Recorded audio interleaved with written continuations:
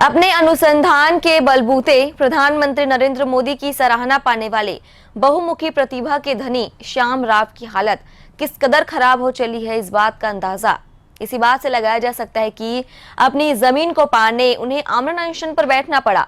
TP नगर स्थित chimney भट्टा में उनकी 6 डिसमिल जमीन को दलालों ने राजस्व विभाग के अधिकारियों के साथ मिलीभगत कर औने पौने दाम पर बेच दिया। काफी संघर्ष करने के बाद भी जब जमीन वापस नहीं मिली, तब श्याम राव तानसेन चौक पर आमरण अनशन पर बैठ गए। प्रशासन को जब इस बात की भनक लगी, तब देर रात उसे उठाकर जिला अस्पताल में उन्हें लावारिस हालत में छोड़ दिया गया। तस्वीर में नजर आ रहा यह व्यक्ति कोई आम इंसान नहीं है। साधारण सा दिखने वाले इस व्यक्ति का नाम श्याम राव है, जिसने अपने अनुसंधान के बलबूते प्रधानमंत्री नरेंद्र मोदी तक से प्रशंसा पा चुके हैं। लेकिन आज इनकी हालत कितनी खराब हो गई है, इस बात का अंदाजा इसी बात से लगाया जा सकता है कि अपने हक की जमीन पाने के लिए इन्हें आमरण अनशन पर बैठना पड़ा।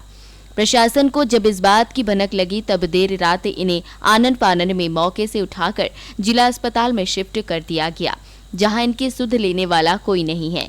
रायपुर निवासी श्याम राव ने वर्ष 1985 में टीपी नगर के चिमनी भट्टा में 6 डिसमिल जमीन ली थी, जिसे जमीन दलालों ने राजस्व विभाग के अधिकारियों के साथ मिलकर बेच डाली।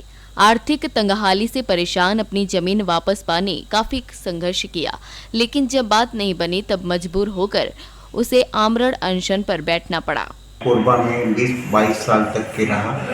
इसी दरमियान मैं उस ज़मीन को खरीदा हूँ जो लोग कब्जा कर लिए हैं, और उसको कब्जे को छुड़ाने के लिए ही मैं अनशन में बैठा हूँ। आज 8-9 साल हो गया। मैं लगातार कोशिश करते करते थक गया। अंतिम मेरा ये हुआ तो अनशन के सिवाय कोई विकल्प नहीं थी। राजस्व विभाग के पूरी लापरवाही और मिलीभगत से गई है।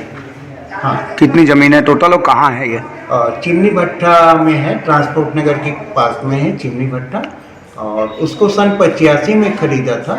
और जो इसको कब्जा करके कुछ भी उल्टा सीधा कर रहे हैं राजस्व विभाग के सहयोग से, उनका जन्म 85 में भी नहीं। मैकेनिकल कॉन्ट्रैक्टर के रूप में काम करने वाले श्याम राव ने करीब 5 साल तक अनुसंधान कर नाली के बदबूदार दुर्गंध को खाना बनाने वाले मीथेन गैस के रूप में परिवर्तित करने का चमत्कार किया था।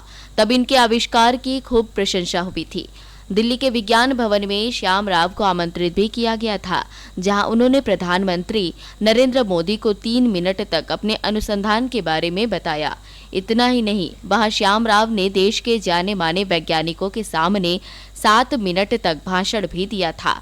उसके बाद ये अपने और भी कई प्रोजेक्ट को पूरा करने में जुट गए, लेकिन आर्थिक परेशानियों के कारण ना तो ये अपना प्रोजेक्ट पूरा कर पा रहे हैं और ना ही बेहतर जीवन जी पा रहे हैं। वही रही सही कसर प्रशासनिक व्यवस्था ने पूरी कर दी है।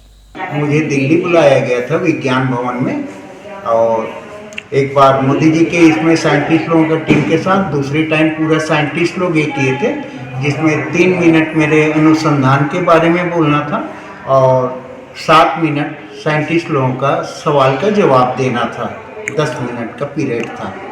इसमें स्मार्ट सिटी प्रोजेक्ट जो है ऑल ओवर इंडिया में STP लगना है, जहाँ जहाँ वहाँ मेरा यूनिट लगना है करके सुरेश प्रभु जी उस समय उद्योग मंत्री थे, उन्हीं के सामने बात ये करके हुई थी। तो अब वो तारीफ ये अलग चीज़ है और ये मुसीबत अलग चीज़ है।